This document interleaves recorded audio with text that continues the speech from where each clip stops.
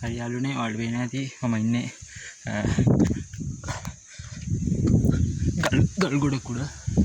ඔයාලට පේන්නේ නැති මම යන්නේ කොහෙද කියලා. යම් බලමු මොකද තියෙන්නේ කියලා අපි කෙලේ ඇතුලේ.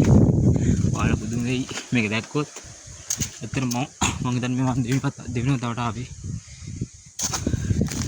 යම් බලන්න හරි මහන්සි මේක කන්ද නැගලා බලමුකෝ මොනවද තියෙන්නේ කියලා අපි ඉස්සරහට. ලස්සන පරිසරයක් මේ පැත්තේ. බලමු මොනවද තියෙන්නේ කියලා අපි ඉස්සරහට ගිහිල්ලා.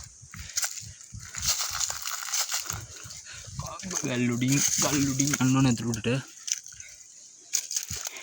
හිතන්න එපා මම මේ අමාරුවෙන් කතා කරන්නේ මේ ගල් උඩින් නැගලා යන්න වලව. දැන් පෙන්නන්න. බලමු අපි ඉස්සරහට ගිහිල්ලා මොනවද තියෙන්නේ කියලා ඔයාලට පේන්නේ නැති මේකත්. මේ මැද දාරේ තමයි මේක තියෙන්නේ. දැන් මේක තිබ්බේ කරන් කවුරු හරි.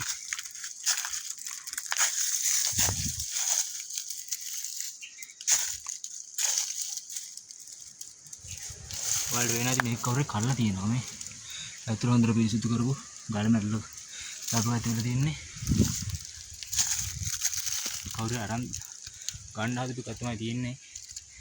බලමු. පේන්නේ නැති වලට හොඳට. මම කලින් සැරේදී මේ ගල් කොහොමද තිබ්බේ නැහැ. මේකේ ඉස්සර තිබ්බේ තනිකර වතුර මේක කල්ලා තියෙනවා කවුරු හරි කට්ටියක් එකතු වෙලා. බලමු අපි ඊගාව වීඩියෝ හම්බෙමු යාළුවනේ.